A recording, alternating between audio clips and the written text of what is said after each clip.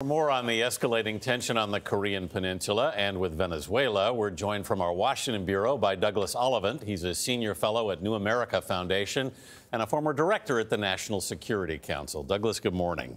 Good morning, Anthony. We heard the president say we're locked and loaded. Have we been locked and loaded, in fact, for a while when it comes to North Korea? Absolutely. The United States military, the Army in particular, has been on hair-trigger alert on that border for over 60 years now. So if there's a fight tomorrow, the ultimate outcome is not in any serious doubt. The United States and their South Korean allies will win that fight. But the level of collateral damage and civilian devastation would be huge.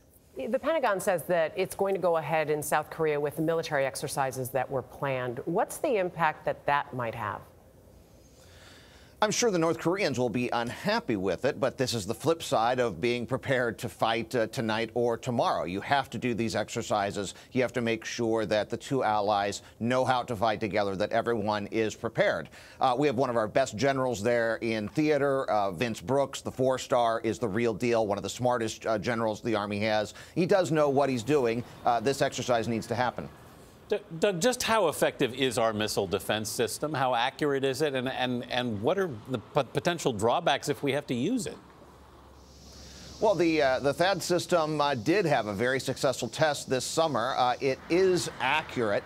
But on the other hand, it's not something you want to bet the farm on if there's a nuclear missile coming. It is accurate, but it is not foolproof. And if several missiles are coming, at some point the system gets overwhelmed.